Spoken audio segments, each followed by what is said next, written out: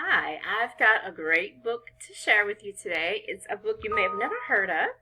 It's called The Big Bad Bully, and the author is Jack Canfield and Miriam. The illustrations are by Eva Morales.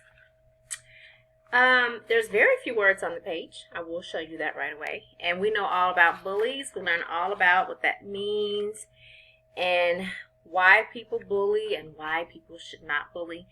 Well, in this particular book, it's really interesting because we have a character, we don't know her name, but basically it starts when she's just in second grade. Just in second grade. And it follows her really quickly all the way up to 5th grade. Or is it 6th? Now she's in 6th grade.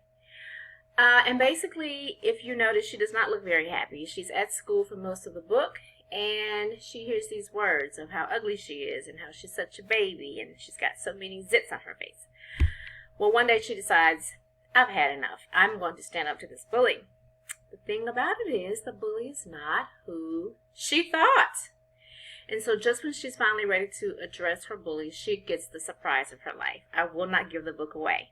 But, you know, one of the absolute best parts of this book for me was the back matter. So after the story is over, there is information that tells you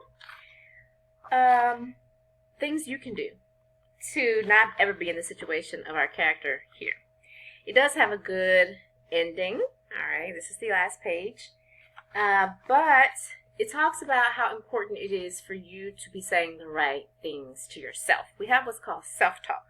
So what are you saying to yourself throughout the day? What are you saying when you look at yourself in the mirror? Those things need to be positive and self-affirming. He has wonderful ideas of things, easy, quick things you can do every day to kind of boost yourself up and make yourself feel very proud of who you are, valued as a person. And so I definitely would suggest this book. I would say 2nd grade and above. A wonderful, quick read. But check it out. You will love it.